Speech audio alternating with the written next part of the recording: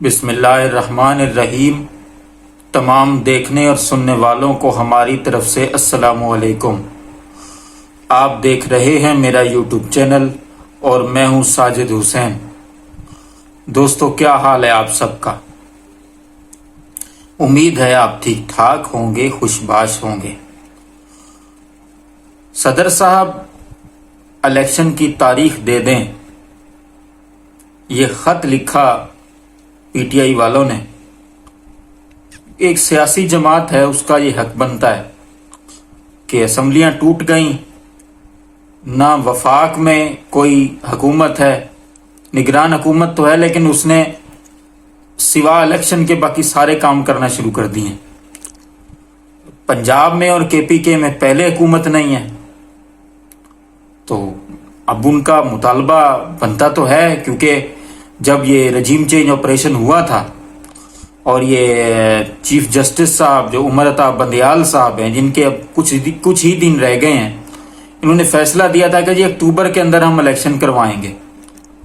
Election commission کو، کیونکہ انہوں نے الیکشن کمیشن نے ان کو یہی کہا تھا، وہ اکتوبر کیا، اب تو دوسرا اکتوبر بھی آنے والا ہے، الیکشن کا کوئی پتہ نہیں۔ دوسری طرف ہمارے کچھ طاقتور حلقے، کچھ سمجھدار لوگ، جن کو ہم شروع سے پاکستان کا کرتا دھرتا مانتے ہیں، وہ بھی یہی چاہ رہے ہیں کہ الیکشن نہ ہو۔ کیوں نہ ہو یہ تو سمجھ نہیں آتا۔ سیاسی لوگوں کا بھی یہی خیال ہے کہ الیکشن نہ ہو۔ سیاسی لوگوں کو تو اپنی موت نظر آ رہی ہے نا۔ عمران خان صاحب کی جیل میں بیٹھ کے بھی مقبولیت بڑھتی جا رہی ہے۔ گلگت بلتستان کا رزلٹ آپ نے دیکھ لیا، اس سے پہلے جتنے بھی الیکشن ہوئے وہ بھی آپ نے دیکھ لیے۔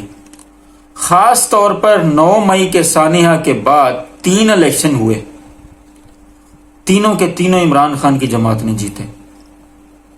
اب اگر 9 مئی کا سانحہ عوام پر اثر ڈالنے کے لیے تھا، عوام پر تو اثر ہوا نہیں۔ عوام کا تو کوئی اور اس کے علاوہ نئی خیال بنتا کہ الیکشن ہوں اور عمران خان واپس آئے۔ پہلی دفعہ تھوڑا سا سیاسی شعور بیدار ہوا عوام کے اندر۔ عوام میں ہر شخص جس کو تھوڑا سا بھی شعور ہے، ایک دوسرے سے پوچھتے ہوئے نظر آتے ہیں، الیکشن ہوں گے یا نہیں؟ اگر ہوں گے تو کب ہوں گے؟ عمران خان کا کیا بنے گا؟ نواز شریف کے بارے میں کوئی سوال نہیں کرتا۔ جب مشکل وقت تھا، نواز شریف لوگوں کو چھوڑ کر بھاگ گیا۔ اب پی ڈی ایم کی حکومت ختم ہوئی، اس کا بھائی بھی ہوا ہو گیا۔ اسحاق ڈار صاحب پہلے جنرل باجوہ کی طرف سے آئے، کیونکہ جنرل باجوہ ہی اسحاق ڈار کو بیسیکلی لانے والے تھے اور وہی لائے، باقی تو سب بہانے ہیں۔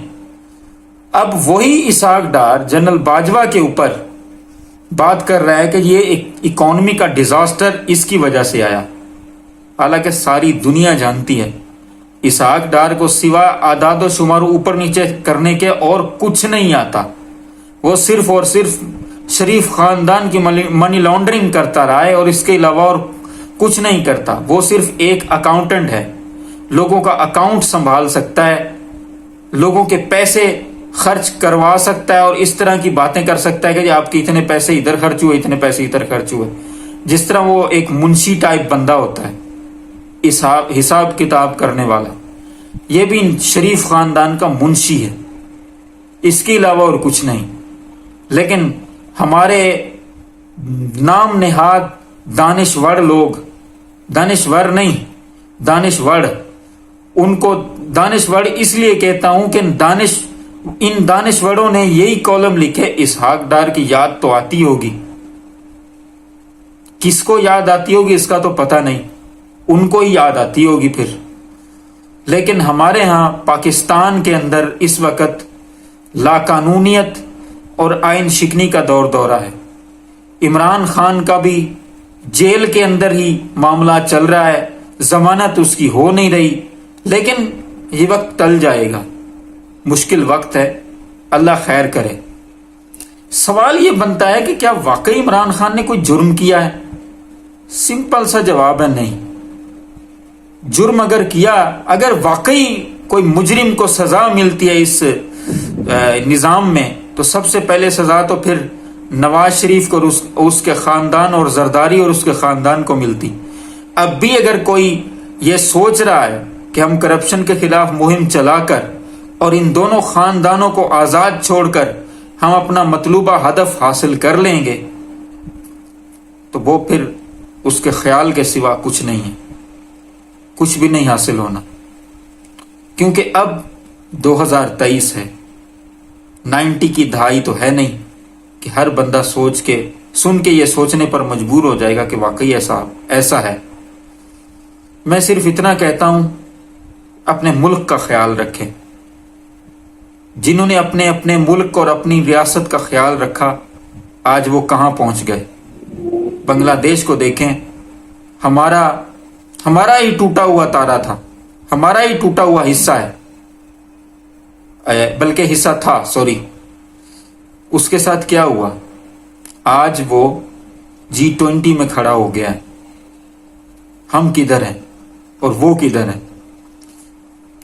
اللہ تعالیٰ آپ کو آسانیاں دے اور آسانیاں تقسیم کرنے کی توفیق بھی دے۔ ان مشکل حالات میں اپنے آس پاس دوستوں رشتہ داروں کا خیال رکھیں، اور ہمارے اس چینل کا بھی آپ کا بہت بہت شکریہ۔